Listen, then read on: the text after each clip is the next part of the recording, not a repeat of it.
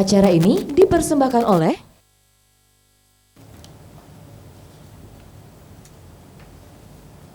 Baik, kembali lagi di Jendela pemirsa, masih bersama Ibu Rosita Anwar SSD RD, ahli gizi atau dietitian ini dari Rumah Sakit Muhammad Husin Palembang, dan masih dengan tema kita remaja sehat bebas anemia.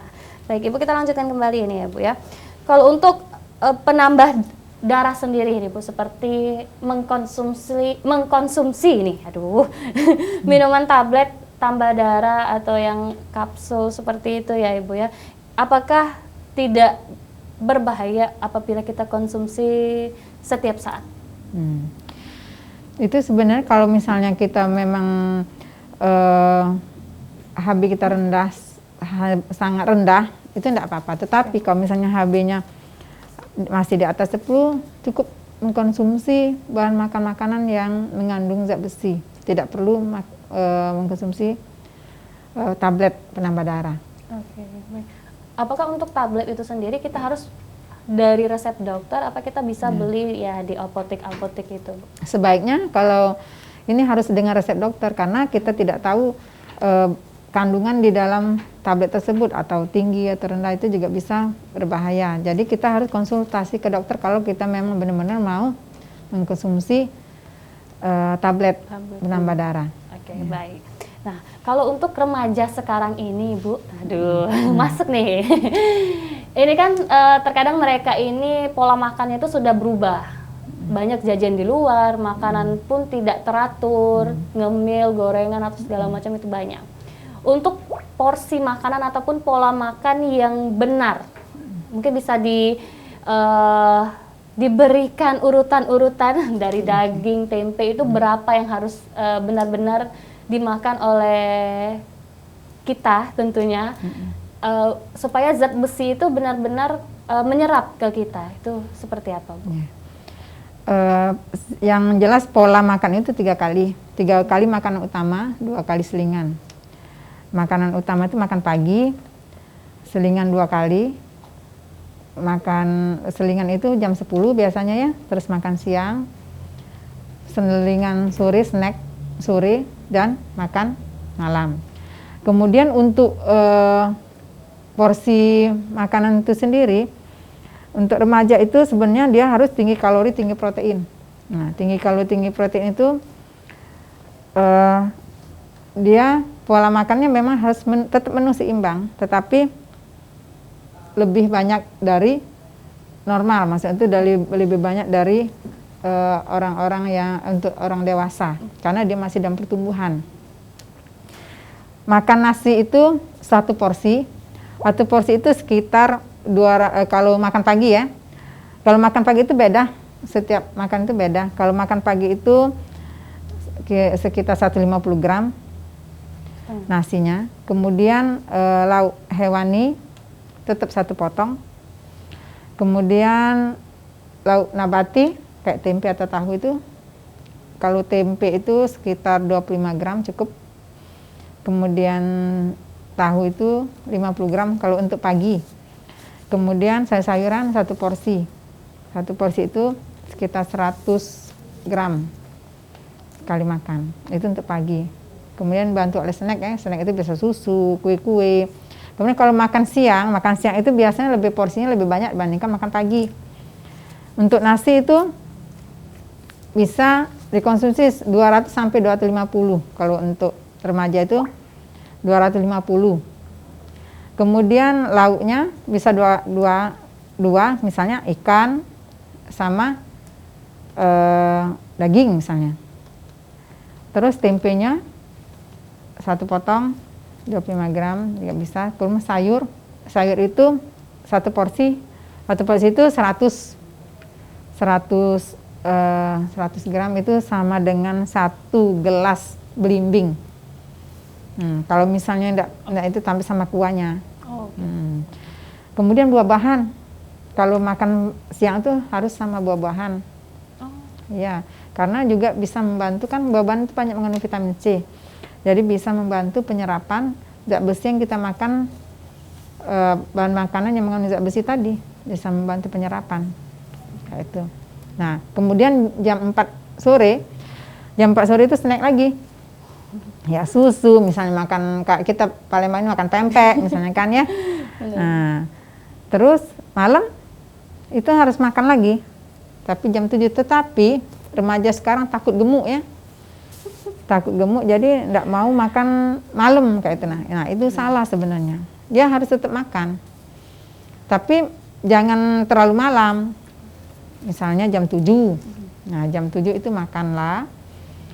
Kalau misalnya mau ini harus banyak makan tinggi serat, jangan tinggi lemak. Jadi kalau nasi 200 gram aja, terus lauknya sama dan tadi, pola makannya tetap. Jadi dia harus ada lauk, hewani, nabati, sayur-sayuran, buah-buahan. Itu harus kita konsumsi. Jadi setiap habis makan itu diusahakan makan buah-buahan. Gitu. Kalau snack itu sebenarnya kalau misalnya tidak mau gemuk, konsumsi buah-buahan. Buah-buahan itu bagus daripada kita bisa makan goreng-gorengan. Nah itu yang buat gemuk sebenarnya, ngemil. Sebenarnya kalau misalnya pola makan kita itu bagus ya, tidak ngemil, tidak gemuk, tidak. Tapi kalau kebanyakan remaja kita ini ngemil, sambil belajar, sambil nonton, makan. Nah itu yang buat gemuk sebenarnya. Kadang mereka tidak mau makan malam tapi ngemil masih jalan. Nah itu yang salah. Karena kalorinya bisa lebih tinggi dari yang makanan utama yang kita berikan kayak itu. Baik, saya dapat pencerahan ini tuh. Diet saya langsung hilang ini Bu, sepertinya. Berarti makan malam diusahakan untuk makan malam ya, Ibu ya. Karena mungkin memang untuk dari remaja, dari dia kecil ataupun remaja dan beranjak dewasa, karena salahnya pola makan jadinya yang mengakibatkan tadi adanya penyakit seperti anemia itu tadi ya Bu. Berarti untuk makanan ataupun pola makan ini sendiri memang harus benar-benar diatur ya Bu ya. Jangan sampai melebihi dari takaran-takaran. Ibu sedikit mungkin untuk pesan untuk remaja yang ada di Indonesia, yang remaja yang mau beranjak dewasa juga untuk menghadapi jangan sampai ini adanya terkena penyakit anemia sendiri. Silakan Ibu. Jadi untuk remaja dan ibu-ibu rencana yang jelaskan, karena remaja itu sendiri harus diperhatikan sama ibunya. Jadi harus menjaga pola makan. Pola makan itu harus menu seimbang, cukup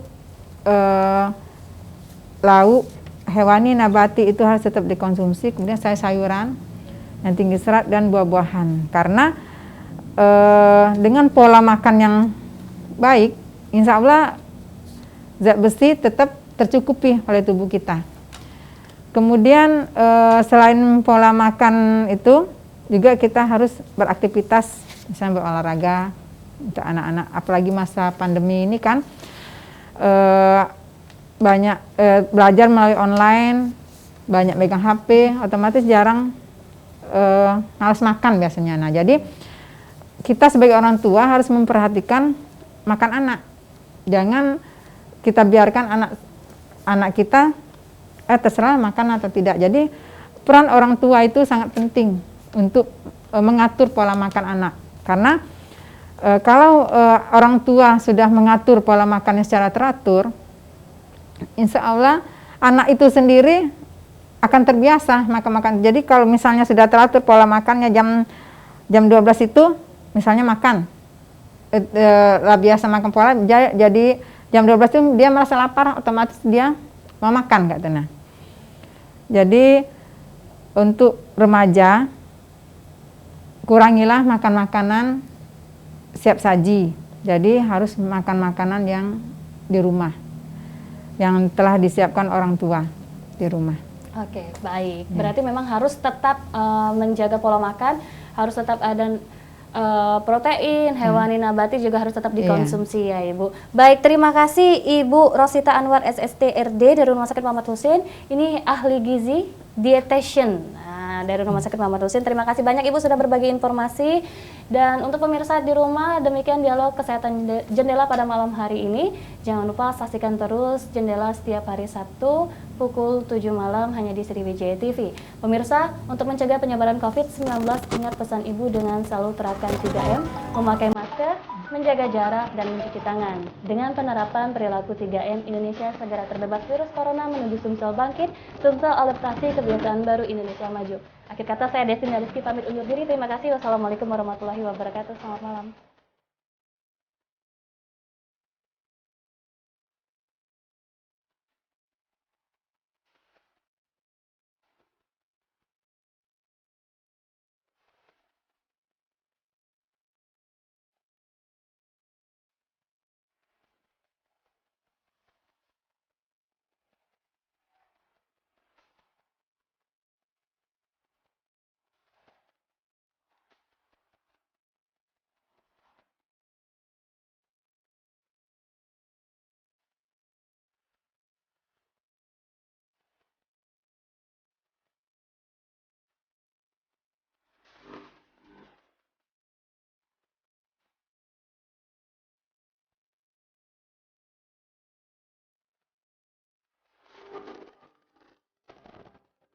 Acara ini dipersembahkan oleh